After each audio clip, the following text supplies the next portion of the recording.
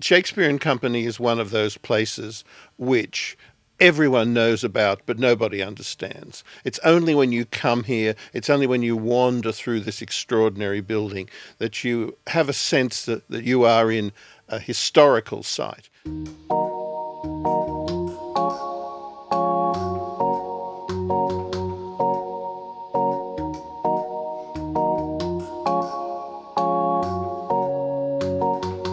Well, it's been a long time now. The first Shakespeare Company was started by Sylvia Beach, and that was in 1919 that she opened her bookshop at 12 Rue de l'Odéon in the 6th. And she was famous for publishing James Joyce's Ulysses when no one else would touch it. She had many famous writers that spent a lot of time at her bookshop, including Hemingway and Fitzgerald and French writers like Paul Valéry, and James Joyce, of course, was there as well. And she unfortunately closed her bookshop in 1941. And George Whitman turned up from Boston in the 40s, and in 1951 he opened Shakespeare Company at Rue de la Boucherie, where we are still now.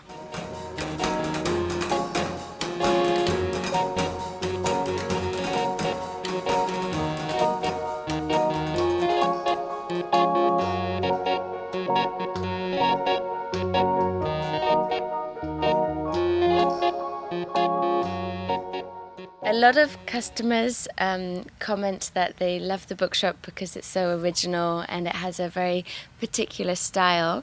And I think that comes from the fact that my father, George, he made everything himself. He built all the shelves, he made the floor out of pieces of stone that he found in the suburbs of Paris. So it's very original and it has a lot of his personality in every corner of the bookshop.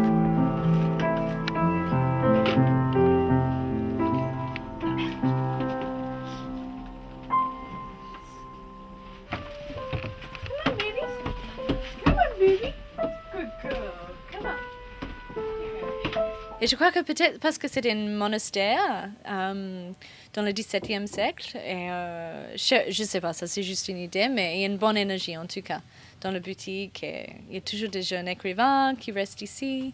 Et, donc ça vraiment aide avec l'atmosphère et ça donne une qualité un peu différente, je crois.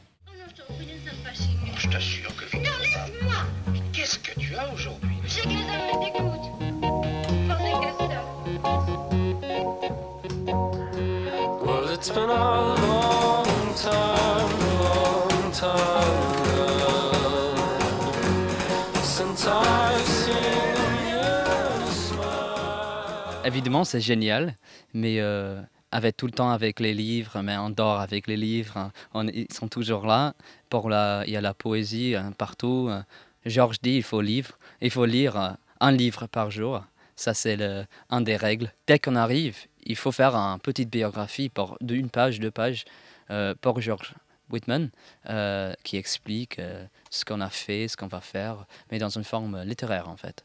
And there's a long history of writers who have come to the bookshop and either slept here or read here or just had tea here.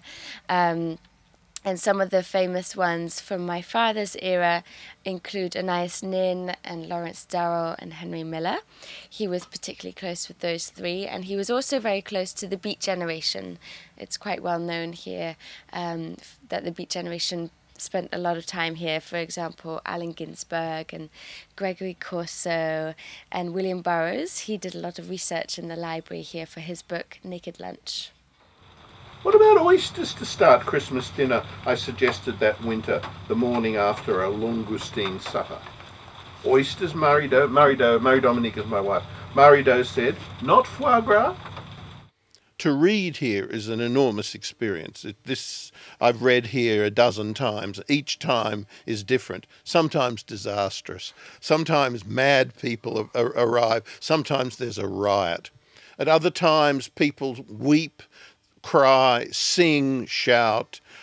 Always they buy books, which is, of course, for a working writer, the most important thing. Here, you find people who want to read your book and they buy it. For that alone, Shakespeare Company has my undying admiration and thanks. The atmosphere in this particular environment is just wonderful, and to have a literary event here, you know, with an author speaking to us about his latest book is just perfection.